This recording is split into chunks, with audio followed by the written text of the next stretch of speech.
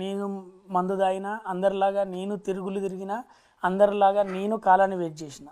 నాకు టర్మ్ బోధి వృక్షం కింద బుద్ధునికి జ్ఞానం జరిగినట్టు సినిమా అనే తెర ముందు నాకు జ్ఞానం జరిగింది అనుకోండి. నేను అనుకున్నప్పుడు నేను ఎందుకు పుట్టినా, ఎదుటోని నవ్వేయడానికి పుట్టినా, ఎదుటోని రంజింపేయడానికి పుట్టినా అని నేను అనుకున్నా.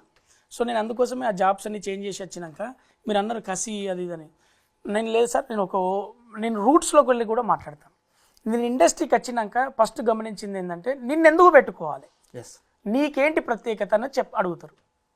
సో నా ప్రత్యేకత డిజైన్ చేయాలనుకున్నప్పుడు నా ఎనర్జీ లెవెల్స్, నా బూస్టింగ్, మీరు నమ్మినా నమ్మకపోయినా నేను 4 గంటల లోపు అన్ని కాలకృత్యాలు కంప్లీట్ చేసుకొని నేను వాకింగ్ కంప్లీట్ చేసుకొని చీకట్లోనే నేను వాకింగ్ చేసే వీడియో ఉంటుంది, మీరు చూస్తుంటారు. నేను ఎందుకంటే నాకు there is no Sunday, only Monday రోజు ఎంత కసి ఉంటుందో అంతే కసిగా పని చేయాలి. 20 ఏళ్ళు అవకాశాలు లేక ఈయనే కూర్చున్నా నేను. ఆ 20 ఏళ్ళు కవర్ చేసేంత పని చేసుకోవాలి, కానీ 20 ఏళ్ళు పోయింది కదా అని చెప్పి ఉన్న 10 ఏళ్ళు వాడుకుంటా అంటే ఎట్లా? రెండోది అది కసి కాదు.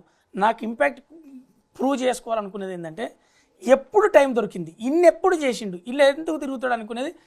సార్ సాయంత్రము చాలా విలువైంది నాకు, ఉదయం చాలా పెద్దది. నేను 4 గంటలకు లేచుకొని రెడీ ఉంటా కాబట్టి ఉదయం నాకు చాలా పెద్దది, రాత్రి చాలా చిన్నది. నాకు ఎందుకంటే నాకు సాయంత్రం చాలా విలువైంది, నేను ఎక్కడ పడితే అక్కడ టైం ఇవ్వలే. కాబట్టి నేను ఇప్పటికి కూడా చెప్పేది ఏంటంటే సరదాకి ఎక్కడ టైం ఇవ్వలే. నా సరదా సినిమా, నా కసి సినిమా, నా అన్నం సినిమా, నా పేరు సినిమా, నా డబ్బు సినిమా.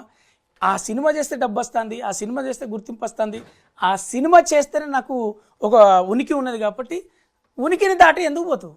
సూపర్. నాకు వేరే దాంట్లో ఆనందం దొరకలే, నాకు మందులో మత్తు దొరకలే, కాబట్టి మందు తాగా.